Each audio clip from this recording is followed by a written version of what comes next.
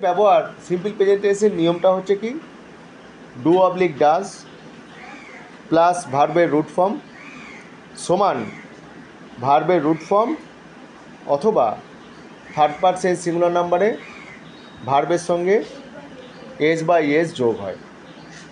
কখন আমরা simple present tense ব্যবহার করতে পারবো না, হচ্ছে যখন আমরা যে কাজটা সাধারণভাবে করি সেইটা হচ্ছে সিম্পল প্রেজেন্ট টেন্সের ব্যবহার। যেমন আমি ভাত খাই, আমি পড়ি, আমি লিখি, আমি শিখি। আবার অন্য দিক থেকে যদি বলিস, আমি একটা ছেলে, আমি ক্লাস 5-এর ছাত্র, হ্যাঁ আমি একটা মেয়ে, এটা হচ্ছে 1 নম্বর ব্যবহার, সাধারণভাবে যে ব্যবহারটা আমরা করি। 2 নম্বর ব্যবহার হচ্ছে কি, নিত্য নিয়মিত অভ্যাস, এটাকে ইংরেজিতে বলে রেগুলারিটির ক্ষেত্রে আমাদের সিম্পল প্রেজেন্ট টেন্স ব্যবহার করা হয়।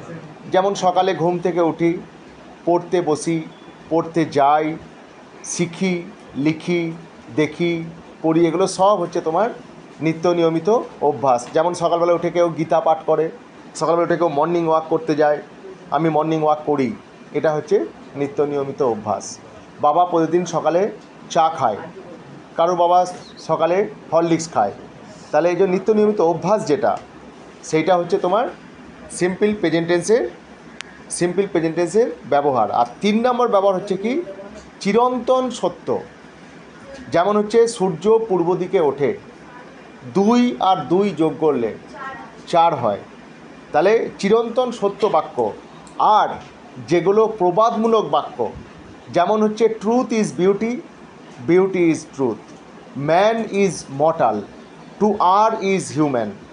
টু আর ইজ হিউম্যান মানে কি, মানুষ মাত্রই ভুল করে। ম্যান ইজ মর্টাল মানে কি, মানুষ হয় মরণশীল। তাহলে এই যে তোমার প্রবাদজনক যে বাক্যগুলো রয়েছে, সেগুলোকেও হচ্ছে তোমার সিম্পল প্রেজেন্ট টেন্সে ব্যবহার হয়।